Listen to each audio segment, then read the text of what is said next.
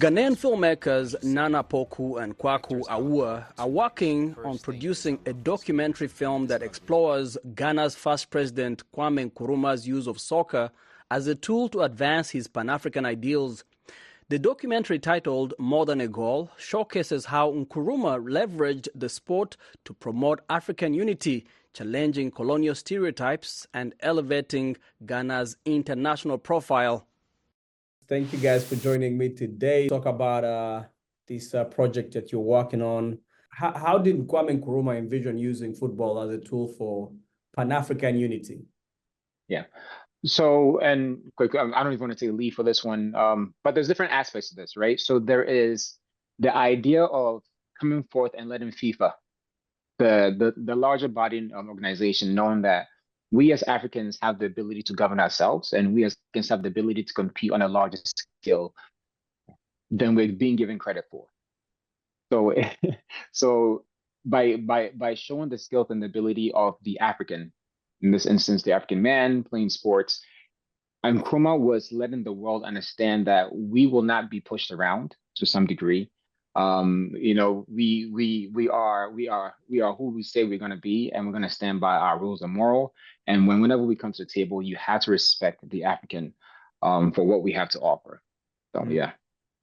Kwaku. Yeah, and maybe just to add on to that, you know, football has always been a catalyst on the continent to push for decolonization. You can go back as early as 1924 in Egypt, the club Al Ahly in Egypt, sort of using the platform that they had as a club to kind of push for decolonization and push their voice against, you know, any sort of discrimination against their people.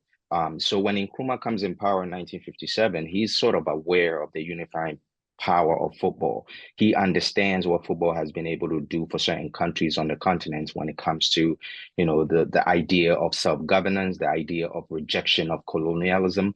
And so that's really where the interest sparks. But also Nkrumah played football in high school. Most people don't know that. He was really into a lot of sports in high school. If you go back to some of his early beginnings, with some of the voices in the documentary who are very well versatile in telling the Nkrumah story from his birth all the way to his death. You know, Nkrumah was really engaged in sports. So he's already in the know of what sports could do in terms of bringing people together. So that's really where some of the energy came from. And then, you know, when you add all the things that were happening on the continent at that time with regards to sports, he saw the larger vision more than anyone else. Right. And what were some of the, I guess, key moments or events where Nkrumah's vision through football was the most evident? And how did this strategy impact the political and social landscape of Africa at the time? Many of the countries were still under colonialism. They were fighting for independence. Yeah.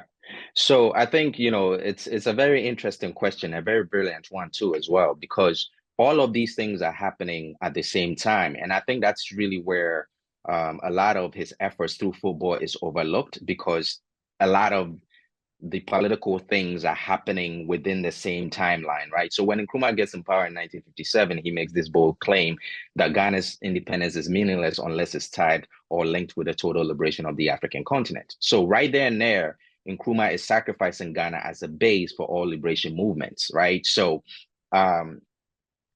so then, you know, obviously CAF, you know, Confederation of African Football, is forming around that same time. You know, by then Ghana gets involved heavily in 1957. Nkrumah, once again, like I said, he knows the power of football, so he gets Ghana right into FIFA. He makes donations, to CAF, He gets Ghana right into CAF and makes donations towards the sort of the foundation of the Confederation of African Football. One, to gain a larger voice, because he sees the potential of what football could do in terms of unity. He's already aware of that.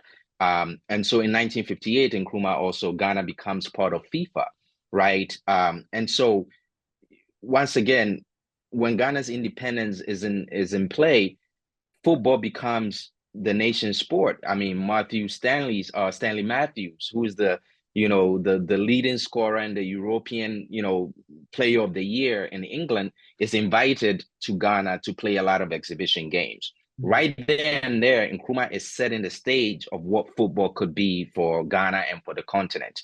Between 1958 and 1962, there's a lot of exhibition games that are being played in Ghana and abroad, right? This is Nkrumah's way of letting the world know that we can compete on the world stage. But at the same time, he's using the platform to voice his ideals of a United States of Africa, right? Because he makes that bold claim in 1958 at the All African People's Conference in Accra, where he says, forward then, the United States of Africa. He makes that bold claim. But football is happening around the same time. So in 1962, Real Madrid, which is, one of the biggest clubs in the world, just won their championship. And then Nkrumah invites them to play the Ghanaian Black Stars in Accra in 1962. Interestingly, Ghana was in the lead until the latter minutes of the game when, Real Madrid equalizes and now it's 3-3. But this is Nkrumah's way of showing the world that when the black man is given a chance, he can achieve anything, So this is how Nkrumah was kind of using football as a tool to kind of push this idea of, the black man is capable of managing his own affairs. Because if you look at the landscape, Ghana, throughout all these successes under Nkrumah's regime in football, was the only country on the continent that had an African coach. This is very important because all of the countries were being colonized in a certain way that, even our football, we didn't have black coaches. But Nkrumah made sure that we had a black coach, Ghana had an African coach, and all of these things are happening. And it's clear evidence of what Nkrumah is trying to achieve through football in saying, hey, through Ghana, Africa could find itself. Through Ghana, Africa could see itself. So when neighboring countries gain their independence, the Ghanaian team is invited to play what we call a friendly match or a friendly game. This is all part of the process of, showing that we are brothers and sisters, that we belong together, that, football can unite us. But these are all the ways that Nkrumah was trying to really galvanize this idea of a United States of Africa through sports. How do you think Nkrumah's vision from way back almost over 60 years ago resonates with today's African unity ideal movement? Well, we know what Nkrumah represented, and we know that what we have now as an African Union is not what Nkrumah was looking for. I mean, this idea of a United States of Africa or an African unity sparked these ideological blocks on the continent. So, we're looking at the Monrovia group, the Casablanca group. So the Casablanca group is Nkrumah's group, for example, which included a lot of the Northern African countries. When people start saying, now when people say to me, North Africans don't see themselves as Africans, I laugh at it because when it came down to independence now, liberation now, detached from colonialism now, all of our North African brothers and sisters were in the fight with us. They were part of the Casablanca group. So on one end, you have Nkrumah's group, which is the Casablanca group, saying, hey, if we take our foot off the momentum, what is about to come is going to be worse than what we're going now. So let's try to get together now because this is the time. We have the momentum. Then you have the Monrovia group, which is like, let's take time, let's have others, other countries just gain their independence, we don't want to ruffle feathers. And so when 1963, when the OAU is formed, it's pretty much Nkrumah just compromising because it's either like 100% of nothing or 10% of something, right? But that's not really the type of unity that he was looking for. And people that were backing him at that particular time, those were not the type of unity that we're looking for. So if you look at the landscape of what Nkrumah was pushing for and what we have now, you see that there's a lot of individuality amongst us as a continent, because even though we have these regional blocks, there's still that individual presence, which has caused us more harm than good, because it's very easy to kind of for colonialism to attack from an individual space versus a unity space. And I think that's really what Nkrumah was trying to preach when he talks about all of this, in his last book, neocolonialism, the last phase of imperialism. He talks about all of these things happening if we don't take care of being united and being a united front in the early stages. These are some of the things that we're gonna encounter, and it's evident based on the landscape of things now on the continent. Yeah. So aside from, I guess, Pan-Africanism and those ideals of togetherness and unity, how do you think that his use of football has influenced the current state of football or soccer in Africa today? So that will go back to 1966, right? So I mean, obviously, the World Cup is like the cream of the crop when it comes to football, right? So we have a lot of African countries that were heavily involved in FIFA. Ghana got involved in 1958. There are other countries that got involved either earlier than that or within, sort of what we call our independence era, the early 1960s. A lot of countries got independent on the continent. They all joined FIFA because Ghana had pushed that agenda forward for most of the countries to see football as one of the ways to fight against, decolonization. So in 1966, the World Cup is supposed to happen in England. It did happen in England, but there is a radical movement that is ignited by Nkrumah and his sports director at that time, Ohene John, and CAF, the Confederation of African Football. The reason why this is called the 1966 boycott, very, very important timeline in our history as a continent, because it's the first time that a continent actually boycotted the FIFA World Cup. So 1966, none of the African countries played for the qualifying, played in the qualifiers. One, because the hoops that were put in front of us made it very difficult for us to have our own slot. We had to play against a couple of continents, and then we had to play like an European team that qualified. It's just so much to get an African country to qualify for the World Cup. Nkrumah thought that was unfair, and rightfully so. It was unfair to Africans because Africans had been very pivotal in the shape of FIFA at that particular time. And Ghana was sacrificed because Ghana had just won the 1965 African Cup of Nations. So they were the country that was really in their prime to be able to potentially qualify. Mm-hmm. So Nkrumah boycotted, led the boycott of the 1966 World Cup. And that shocked the waves. FIFA was really shocked that Africa wasn't going to try to participate. And so in 1970, FIFA, restructures and give Africa its own slot. I mean, it comes 4 years later. But this is sort of where Nkrumah was very effective as far as a leader and a voice for African independence. And so 1966, the boycott happens. In 1970, Africa gets its own slot. We're going into 2026. We're looking at potentially 9 African countries representing the continent at the World Cup. None of this is happening if Nkrumah doesn't step up in 1966.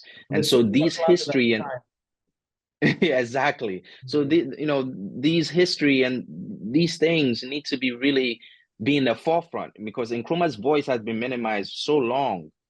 Because to give credit to Nkrumah is to give credit to his ideologies, to give credit to his philosophies, which most people don't want, because the radicalism of Nkrumah can really spark a revolution on a continent, and most people don't want that. And so a lot of his achievements are minimized on purpose to kind of keep the silence per se. But yeah, I mean, 1966 was really huge, and this is where we are now. And I think credit has to be given to Nkrumah. And we highlight all of this in the documentary, the full documentary that will come out eventually. Yeah. And what impact do you hope that this documentary will have on its viewers, both in Africa and globally in the diaspora here? And most importantly, I guess I wanted to ask you this: what lessons can contemporary African leaders and societies learn from Nkrumah's approach to unification through sports?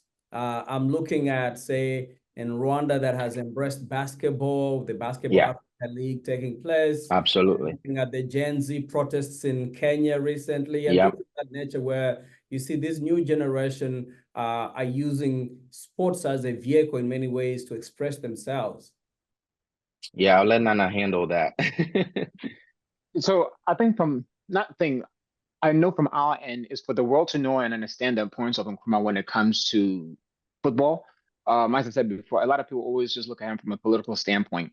But his work that he's done goes to show the selflessness, right? That as a people, as a country, as a continent, that we must first assume. The fight is the fight is much bigger than just Ghana per se. His sacrifice of Ghana, as Kwaku said, goes to show that the success of one country, right, doesn't necessarily mean the success of all countries within the diaspora, but the success of the diaspora could in turn mean the success of the countries within it.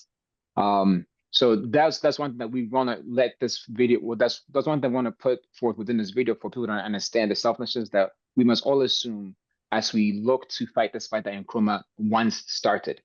Also, as you said, we're with Rwanda, and then whatever sports that we as a people decide to pick up, don't just pick up just to play, pick up to make your mark, right?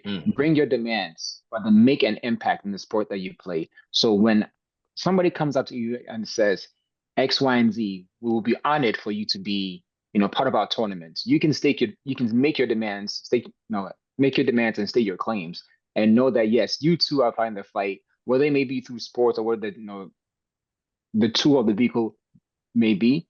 It doesn't necessarily have to be you being there as a politician in front of a podium. Just play one game at a time from whistle to whistle. Absolutely. And the documentary is titled "More Than a Goal." Is that correct? Yeah, it is. How do you think? I don't know what kind of themes are you covering aside from Nkrumah and sports, but how do you think the themes that you have explored kind of align with the current cultural and social dynamics on the continent? I guess to go back a little bit to the previous question.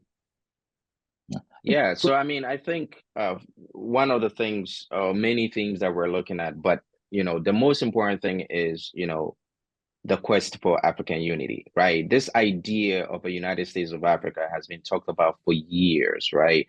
And in a way, we see glimpses sometimes here and there, right? But really, I think Africa has to ask itself a question as to whether unity is indeed in our best interest, right? And I think there's a lot that Nkrumah brings to the table when you look at his blueprint and the things that he wanted to achieve through unity for us as a continent. So I think one is to raise that conversation. We need to have an honest conversation about the current state of the continent and where we lie in terms of if unity is really a response that could really change our destiny as a continent. And so that's really one of the themes that the documentary will aim to explore.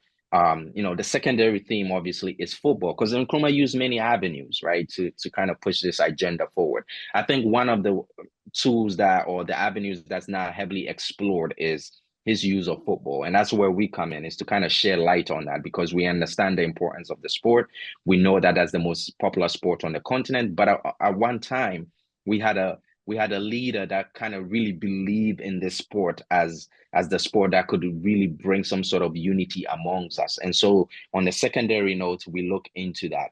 But I think the primary thing that we really want to explore and kind of start having these healthy conversations, whether we agree or disagree, but those conversations are necessary to really look at the future of the continent, where we are now and where we ought to be.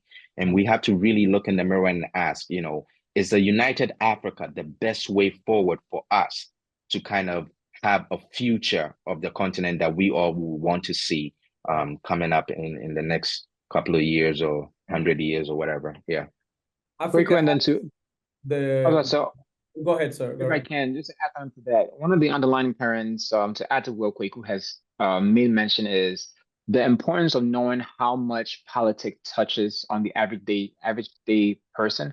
Whether you're a musician, whether you're a historian, whether you're a teacher, whether you get involved in politics or not, whether you choose to or not, politics will affect you.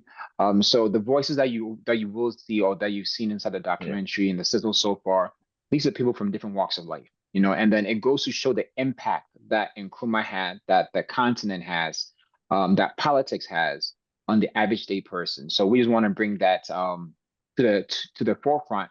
And then to also highlight one more thing in terms of emotion. If you want to look at the 2010 World Cup or even the most recent World Cup, when Africa got to the The qualifying round, semifinals. Yeah. where at some point, and let's say 2010 specifically, right? Where Samoa John had the penalty kick and then he was going for the kick and then he missed it. Anybody, any African, right? Any African that was watching that at that point, right, knew that that was more than a goal that they were expecting. It was. Right? It was like you felt it. You felt the emotion inside the air. So that just goes to show that it's it's not just a game. I mean, we're watching because it's a game, but there is a piece of you that you want to feel in there. Absolutely. And I do remember in 2022, I was in Accra during the World Cup when Ghana was supposed to play that, the rematch that had been awaited for. Yeah, that was a tough one. Right. And so my other question was that, again, continuing on the thread of the larger impact of sports on the continent, we know that Africa has a very youthful population, the youngest continent on average. What role do you think sports plays particularly football, or what role can it play in addressing some of these contemporary issues like unemployment, like youth unemployment? Well, I mean, I think sports, any tool has a significant role to play on the continent, but sports in particular is because, like you mentioned, we are a youthful continent, and a lot of our youth are heavily involved in sports because they love it, because, they have the talent for it. But yes, I mean, I think sports should be utilized once again to a larger context than what it is now, because if you look at the civil war that happened in Ivory Coast, it was football that actually ended that with with Drogba, when he scored the goal, and there was a match that was played and he just pleaded and pleaded. He said, we got to stop the violence, we got to love each other, we got to do this. So sports has always had, because there's a lot of emotion tied to sports.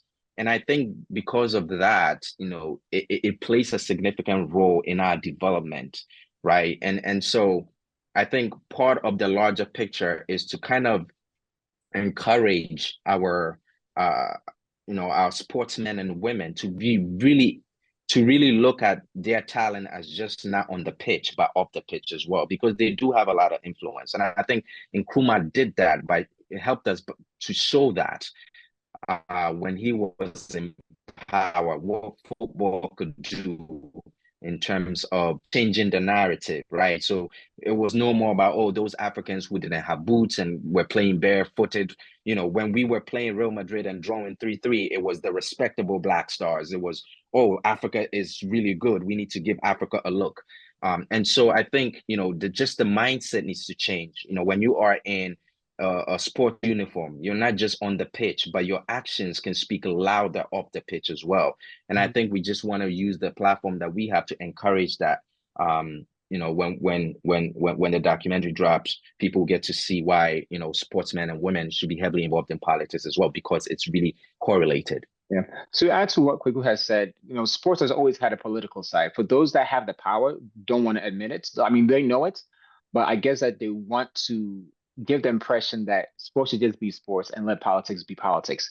Whether it is Tommy Smith during the Olympics raising his fist, Colin Kaepernick with American football taking the knee, LeBron James even got to a point where they said just shut up and dribble. You know what I mean? So even them, if you want to look at those in quote unquote first world country per se, if they understand, if our brothers and sisters in these countries understand the power that sports has, we on the continent within the diaspora, we must assume that responsibility and must also assume that power and say, we have a responsibility to put forth, and our voices must be heard.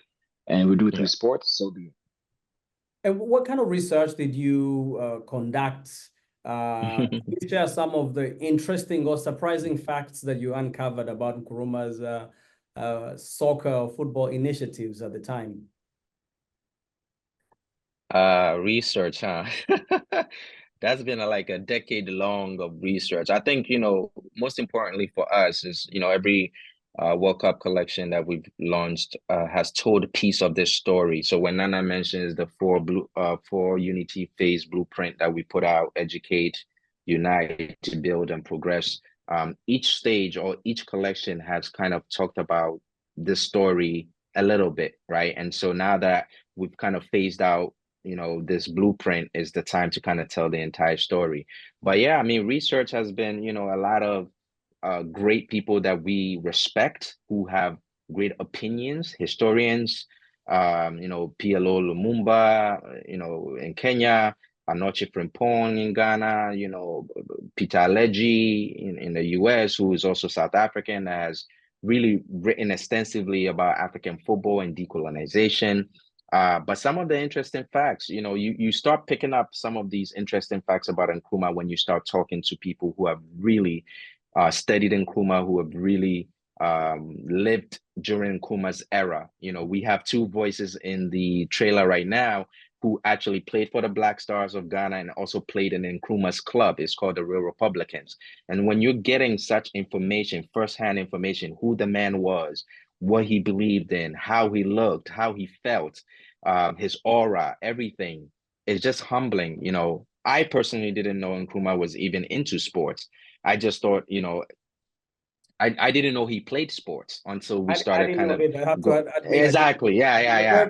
So yeah, and there's this famous picture from James Banner, which with Nkrumah kicking a football, which is on social and online as well. But that whole connection was made when you look at that picture, and then you're hearing stories from these legends and these historians talk about how Nkrumah was heavily involved in sports, why he chose football, because he saw the unifying piece of football and all that good stuff.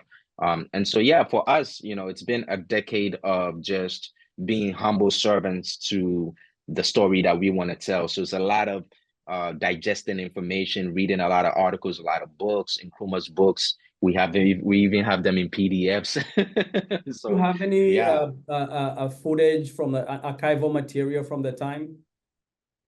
Yeah, so I mean, a few of them you see in the trailer. Obviously, we're raising funds now to complete the entire documentary, and part of the use of those funds will go to purchase some of the archival footage. Obviously, it's owned by a lot of the British, and so we have to purchase them, and they're not cheap.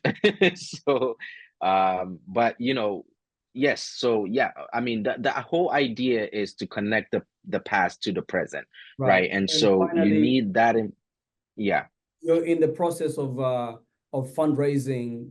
Yes. For the completion of the documentary. When do you hope to finish it and release it to the public? Right now, we are looking at spring or fall of 2025 to launch the entire documentary. It will probably a 90-minute documentary just based on conversations we've had with our production team. And so we're still in the process of interviewing a couple more voices we want to get. And so, part of my trip to Ghana in next month is to kind of facilitate those conversations, meet with some of the voices that we've been communicating with to set up their interview times and dates and all of that. So, yeah, I mean, it's a blessing. It's really humbling, and we're hoping that all the voices that have expressed interest in working with us will come on board, and then we can tell a beautiful story that will inspire generations to come.